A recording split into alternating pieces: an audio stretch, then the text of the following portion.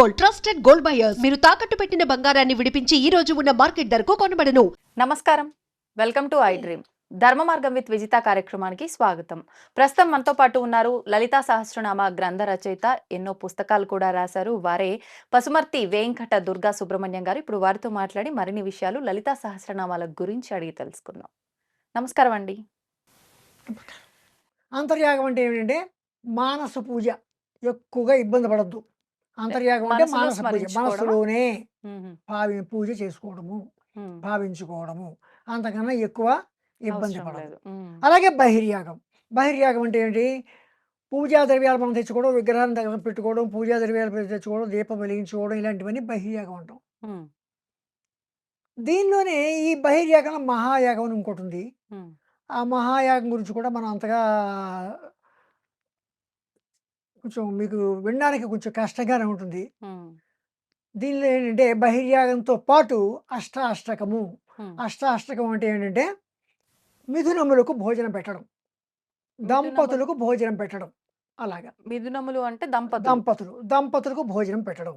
మ్మ్. ఎలాగంటే అష్టాంగ భైరవుడు, సంహార భైరవుడు, భైరవుడు, క్రోధ భైరవుడు, కపాల భైరవుడు, రుద్ర భైరవుడు, భీషణ భైరవుడు, ఉన్మత్త భైరవుడు, ఇలాగా 8 మంది భైరవులు ఉన్నారు. అష్టభైరవులు. మ్మ్. ఈ అష్ట భైరవులకి వాళ్ళ భార్యలతోటి ఉంటే వీళ్ళు దంపతులు. ఓ అంటే మీరు చెప్పిన అష్టాంగ భైరవ మిథునములు, అష్టాష్టకము అంటే ఇవి. అష్టాంగాది భైరవ మిథునములు, అసితాంగ భైరవాది మిథునములు అని చెప్తారు. ఎలాగా? అసితాంగ భైరవులకు వారి భార్యలతో అసితాంగ భైరవ మిథునము అని మనం చెప్పుకోవచ్చు. ఈ 8 మందికి 8 మంది దంపతులకు 8 మంది కుమార్తెలు పుట్టారు. మ్మ్. అంటే 64 మంది. మ్మ్. మంగళనాథుడు అని ఇంకొక మంగళనాథుడు, వీళ్ళు 8 మంది ఆహా. మంగళనాథుడు. వీళ్ళు దంపతులు. ఈ మంగళనాథుడు 8 మందికి 8 మంది దంపతులు. మ్మ్. ఈ 8 మందికి 8 మంది మగపిల్లలు పుట్టారు. మ్మ్. అంటే 8 మంది అక్కడ ఒక్కొక్కడికి. 64 మంది ఆడవాళ్ళు, అక్కడ ఇక్కడ 64 64 మంది మగవాళ్ళు. అసితాంగాది భైరవ మిథునములకు 8 మంది ఆడపిల్లలు పుడితే, ఇక్కడ మంగళనాథాది మిథునములకు 8 మంది మగపిల్లలు పుట్టారు. అక్కడ 64 మంది, ఇక్కడ 64 మంది.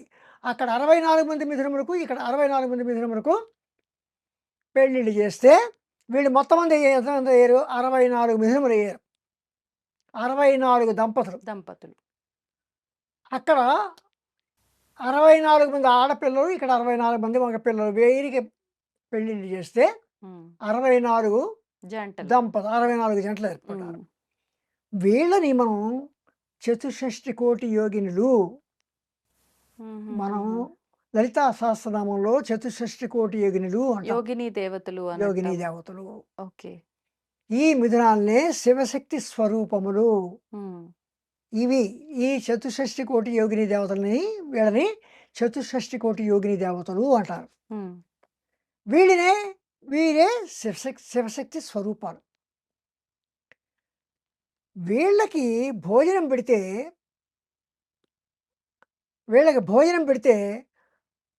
ఈ భోజనం పెట్టి వీరికి తృప్తి కలిగించితే అష్టాష్టకము అవుతుంది. మ్మ్. ఇంతకుముందు ఏమనుకున్నాం? బహిర్యాగం అన్నాం. అవును. బహిర్యాగం అంటే ఏమిటి? మామూలుగా విగ్రహాన్ని పూజ చేసుకోవడం, విగ్రహంలో తర్వాత లేదా ఒక యంత్రాన్ని పూజ చేసుకోవడానికి ఏమేమో తెచ్చుకున్నాం, అక్కడ పువ్వులు అని తెచ్చుకుని పూజ చేసుకుంటాం. అంటే మనం ఉపచారాలతో ఆ. చేసే పూజా విధానం. దాంతోపాటు అష్టాష్టకము అంటే ఏమిటంటే అసితాంగ భైరవాది మిథునములకు. మ్మ్. అంటే అసితాంగ భైరవులు 8 మంది ఉంటే, ఆ 8 మంది దంపతులు, వారి భార్యలతో 8 మంది దంపతులు ఉన్నారు. అంటే ఈ 108 మంది యోగిని ఆ 8 దేవతలు. మందే 8 వాళ్ళకి 8 మంది ఆడపిల్లలు పుట్టిన 8 మంది 64 మంది ఆడపిల్లలు. అంటే ఈ మిథునములకు ఈ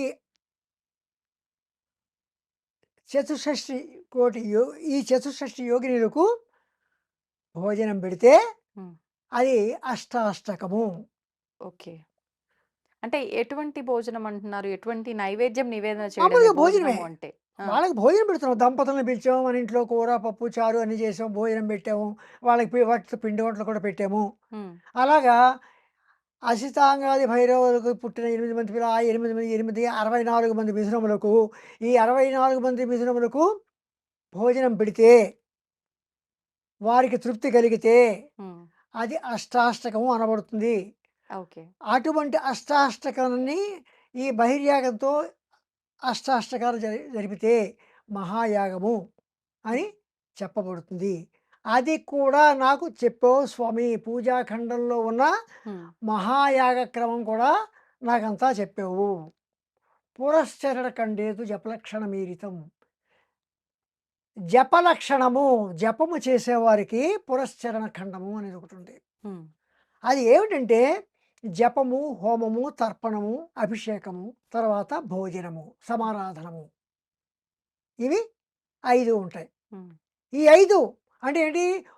జపలక్షణానికి ఉన్న 5 పురశ్చరణ ఖండం ఉంటాం. ఏమిటి? జపం, హోమం, తర్పణం, అభిషేకం, భోజనం. హ్మ్. అంటే ఎందుకు? సిద్ధి పొందడం కోసం.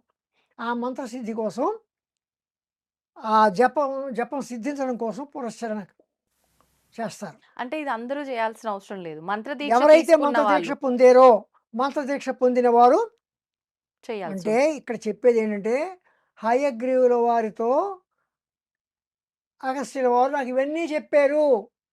ఓకే. నాకు లలిత ఇంత ఇంత గొప్ప విషయాలన్నీ చెప్పారు. హోమద్రవ్యాలు ఎక్కడ పెట్టాలో చెప్పారు. హ్మ్. అలాగే పాత్రలు ఎక్కడ పెట్టారో చెప్పారు. పురశ్చరణ ఖండం అంటే ఏంటి? జపలక్షణానికి సంబంధించిన పురశ్చరణ ఖండం అంటే ఏంటో చెప్పారు. హ్మ్. అంతర్యాగం చెప్పారు. బహిర్యాగం చెప్పారు. హ్మ్. బహిర్యాగంలో అష్టాష్టకం కలిపితే మహాయాగం చేసే విధానం కూడా ఇవన్నీ పూజాఖండంలో ఉన్నాయి. హ్మ్. ఇవన్నీ చెప్పారు. కానీ అమ్మవారి గురించి నాకు చెప్పలేదు. హ్మ్. లలితా సహస్రనామాల గురించి నాకు చెప్పలేదు. హ్మ్. ఇంకా ఏం చెప్పారు? ఆ! రాజశ్యామల, హ్మ్. శ్యామల యొక్క శ్యామల యొక్క సహస్రనామాల గురించి కూడా చెప్పారు. హ్మ్. తర్వాత వారాహి సహస్రనామాల గురించి కూడా చెప్పారు. ఓకే. ఇన్ని చెప్పిన వారు లలితా సహస్రనామాల గురించి నాకు ఎందుకు చెప్పలేదు? ఆ! ఇక్కడ లలితా సహస్రనామాల యొక్క గొప్పతనాన్ని చెప్పడం కోసం ఇవన్నీ చెప్పవలసి వచ్చింది.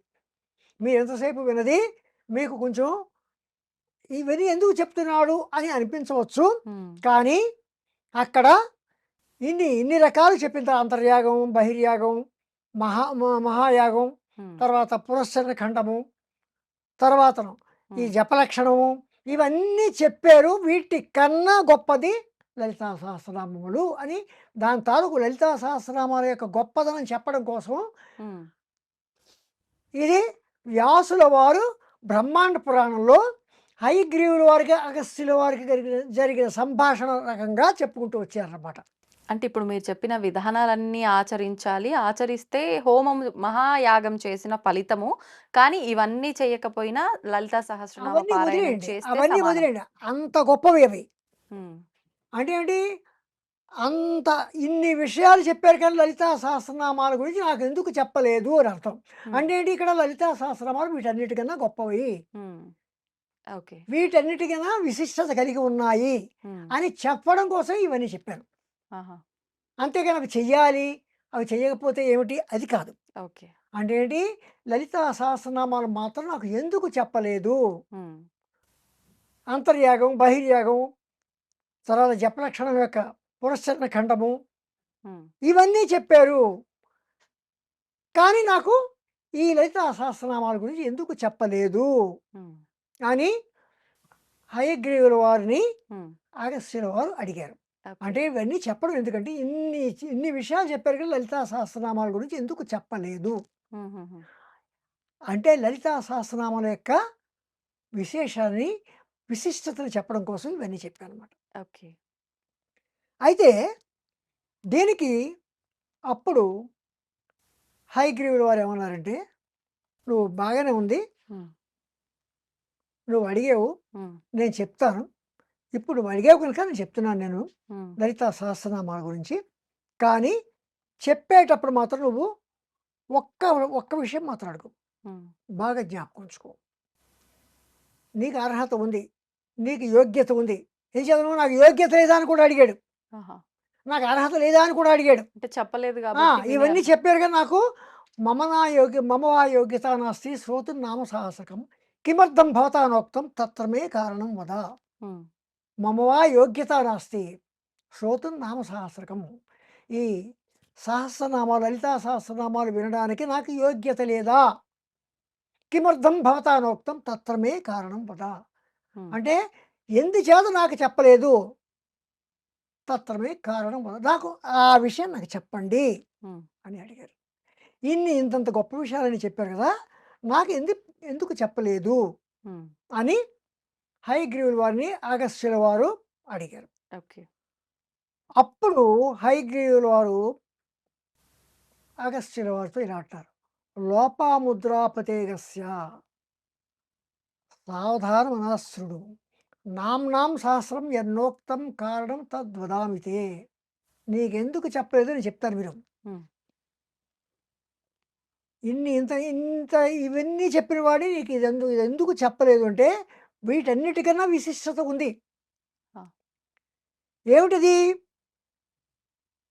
లలితా సహస్రనామములు రహస్యాతి రహస్యమైనవి, అందుకే ఇంతవరకు నేను చెప్పలేదు. ఉమ్, వీటి గురించి ప్రత్యేకించి చెప్పాలి.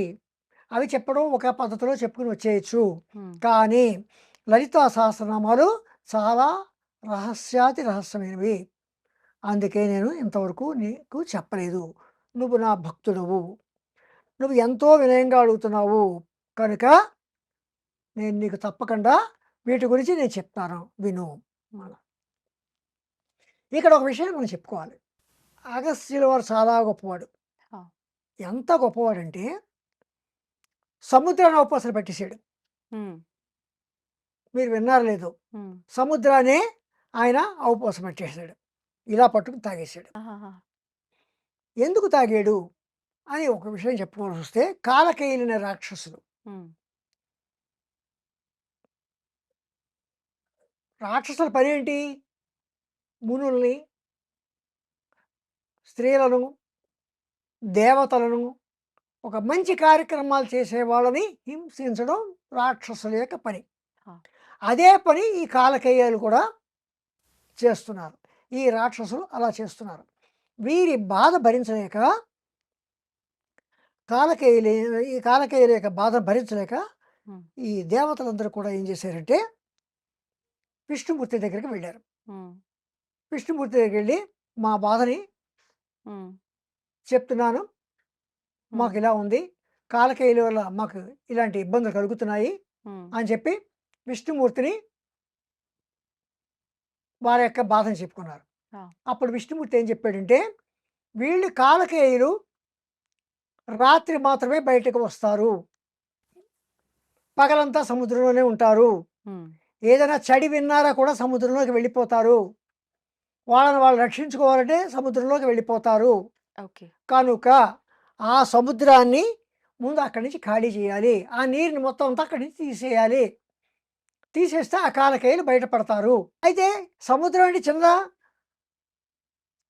ఒక చెంబుతో తీసేస్తామా, లేదా ఒక బకెట్తో తీసేస్తామా, ఎలా తీసేస్తాము? ఉమ్, అంత నీరుని ఎలా తీయాలి? కనుక ఇందుకు సమర్థుడు ఒక్క అగస్త్యుడు మాత్రమే ఉన్నాడు. అంటే అగస్త్యుల వారి గురించి అప్పటికే తెలుసు. ఆ. అగస్త్యుల వారు ఏదో ఒక ఉపాయంతో ఈ నీటిని మొత్తం అక్కడి నుంచి తీసేయగలడు. అంటే అగస్త్యుల వారు అలాగే చేస్తారని కాదు, ఆయన అలాగే అగస్త్యుల వారు ఏదో రకంగా ఆ నీటిని అక్కడిని తీయడానికి ఏదో రకంగా ఉమ్, ఉపాయం పన్నుతాడు అని మీరు అగస్త్యుల వారి దగ్గరికి వెళ్ళి మొరపెట్టుకోండి అని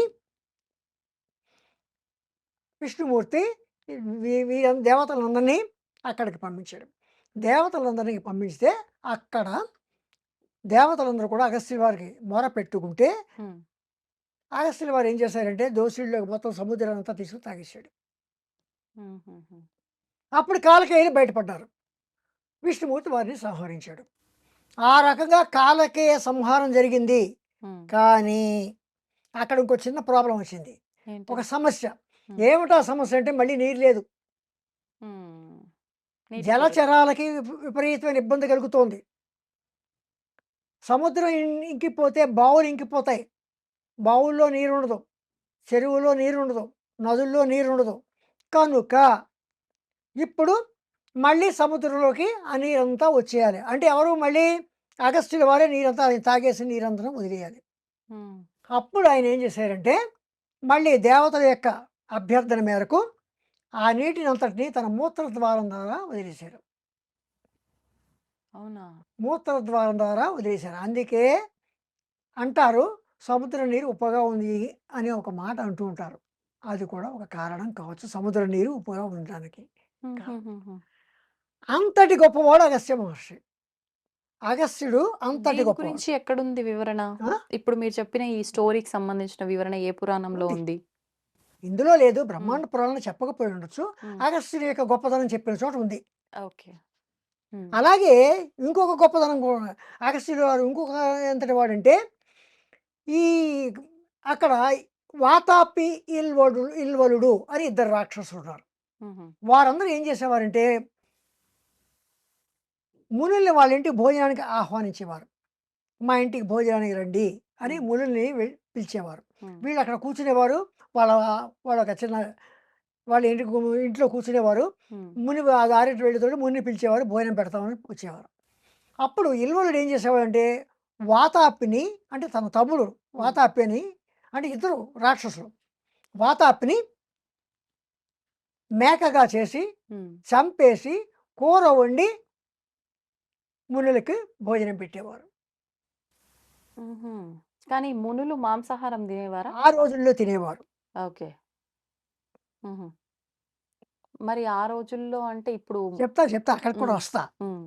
ఆ వాతాపి మేక స్వరూపంలో ఉన్న వాతాపి కూరగా హ్మ్. ఈ మునుల ఉదరంలోకి వెళ్ళిపోయాడు కదా! మునులు తినేసేవారు. తినేసి వాళ్ళు విశ్రాంతి తీసుకునేవారు అక్కడే. హ్మ్. విశ్రాంతి తీసుకుంటే ఇల్వలుడు ఏమన్నాడు, "ఒరేయ్ వాతాపి రారా భోజనం చేద్దాం రా" అని పిలిచేవాడు. హ్మ్.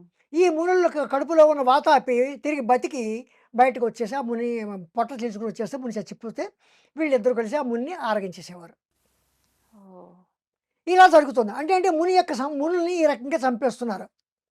చంపుతూ ఉంటే అప్పుడు మళ్ళీ వీళ్ళు మునులందరూ ఏం చేశారంటే అగస్త్యుల వారిని మళ్ళీ మొరపెట్టుకున్నారు. ఈసారి అగస్త్యుల వారి యొక్క వంతు వచ్చింది. ఆయన ఆ పని నేనే పెట్టుకుంటాను అని చెప్పి అగస్త్యుల వారు ఏం చేశారంటే ఇల్వలుడు వాతాపి ఉన్న వాళ్ళ ఇంటి ముందు నుంచి అగస్త్యుల వారు వస్తే మామూలుగానే అగస్త్యుల వారిని కూడా ఈ వాతాపి ఇల్వలుడు వాళ్ళ ఇంటికి భోజనానికి పిలిచారు. హ్మ్. ఎప్పట్లాగే వాతాపి మేకగా తయారయ్యాడు. ఇల్వలుడు ఆ మేకను చంపేశాడు. హ్మ్. అగస్త్యుల వారికి భోజనం పెట్టాడు. అగస్త్యుల వారు శుభ్రంగా తినేసాడు. హ్మ్. తేండి చేసాడు కూడా. ఇప్పుడు ఇల్వలుడు ఏం చేస్తున్నాడు, వాతాపి రారా వాతాపి రారా అంటున్నాడు. రావట్లేదు వాతాపి. హ్మ్. ఇంతకీ రావట్లేదు, అంతకీ రావట్లేదు. వీడిలోనూ దుఃఖం పెరిగిపోయింది. ఒరే వాతాపి రారా వాతాపి అని ఏడుస్తున్నట్టుగా పిలుస్తున్నాడు. హ్మ్. అక్కడ అగస్త్యుల వారు ఏం చేస్తున్నారంటే ముసి ముసి నవ్వులు నవ్వుతున్నాడు. వాడు ఏడుస్తున్న కొద్దీ ఆయన నవ్వులు పెరిగా ఒక్కసారి బిగ్గరగా నవ్వాడు. ఎవరు? అగస్త్యుల వారు. స్వామి మా తమ్ముడు ఏడి? మా తమ్ముడు ఎక్కడున్నాడు అని అడుగుతాడు. హ్మ్.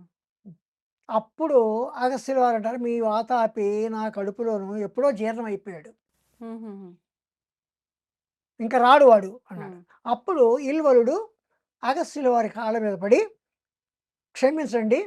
ఇంకా ఎప్పుడు మేము ఎవరిని కూడా మునులను ఎప్పుడు ఇబ్బంది పెట్టము అని చెప్పారు. అప్పుడు అగస్త్యుల వారు వాతాపిని బతికించి వాళ్ళిద్దరిని క్షమించి వదిలేశారు. అప్పటి నుండే అనుకోవచ్చు మనం హ్మ్. ఈ మునులు మొత్తం ఈ పూజాది కార్యక్రమాలు చేసుకునేవారు, జపాలు చేసుకునేవారు, మొత్తం మీద వీరందరూ కూడా అంటే ముఖ్యంగా బ్రాహ్మణులు అనుష్ఠానం చేసేవారు అందరూ కూడా మాంసాహారాన్ని మానేయడం గల కారణం ఒకటి అయి ఉండవచ్చు. ఓకే. అంతటి గొప్పవాడు అగస్త్యుడు. అంతటి గొప్పవాడు హయగ్రీవుల వారికి శిష్యుడు. కనుకనే అవన్నీ చెప్పాడు. అంతర్యాగం, బహిర్యాగం ఇవన్నీ చెప్పాడు. కానీ ఇది చెప్పకపోవడానికి ఎందుకు కారణము అని అడిగితే అప్పుడు ఏం చెప్తున్నారంటే నేను చెప్తాను. ఇది చాలా రహస్యాది రహస్యమైనది. ఎంత రహస్యమైనది అంటే నా శఠాయ నా దుష్టాయ నా విశ్వాసాయ కరిహిచేది. శఠుడికి, దుష్టుడికి, మూర్ఖుడికి, నమ్మకం లేనివాడికి మాత్రం చెప్పకూడదు. హుహు. ఏమి చెప్పకూడదు? లలితా లలితా సహస్రనామం. సహస్రనామాలు చెప్పకూడదు. ఇవి రహస్యాతి రహస్యమైనవి. ఇంకా ఏమిటి? గురువు రుణం చెల్లించిన వాడు. గురువు దగ్గర చదువుకుంటున్నాడు. కానీ అలాంటి వాడు కూడా, లేదా గురువు వద్ద అబద్ధాలు ఆడేవాడు, హ్మ్. తల్లిదండ్రులు సులభ భావంతో చూసేవాడు, వీళ్ళందరూ కూడా హ్మ్. అపాత్రులు. అటువంటి వారికి చెప్పకూడదు అని చెప్పి హయగ్రీవుల వారు కనుకనే లలితా సహస్రనామాలు నేర్చుకునేటప్పుడు వారిలో యోగ్యత ఉందా లేదా అని కూడా పరిశీలిస్తారు. ఓహ్! ఆ రకంగా ఇవి లలితా సహస్రనామాలు రహస్యాతి రహస్యమైనవి అయి అంతటి రహస్యమైన లలితా సహస్రనామాలను జనబాహుళ్యంలోకి రావాలి. హ్మ్. వీటి వల్ల ఈ లలితా సహస్రనామాలు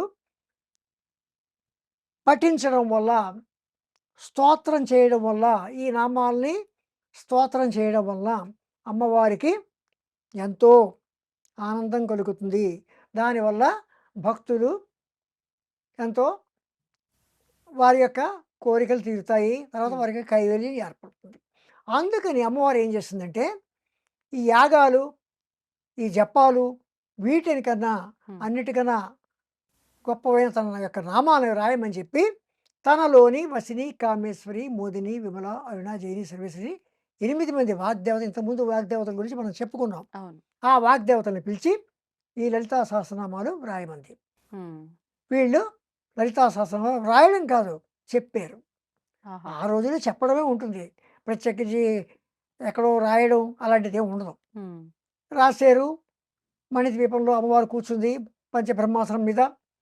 అప్పుడు బ్రహ్మ సరస్వతులు, లక్ష్మీనారాయణులు, గౌరీ రుద్రులు హ్మ్. కోట్లాది రూపాల్లో వచ్చారు. తర్వాతను దండిని అంటే వారాహి, రాజశ్యామల కూడా వచ్చారు. తర్వాత చతుర్షష్టి మహాచతుర్షష్టి కోటి యోగిని గణేశ దేవతలు కూడా, యోగిని దేవతలందరూ కూడా వచ్చారు.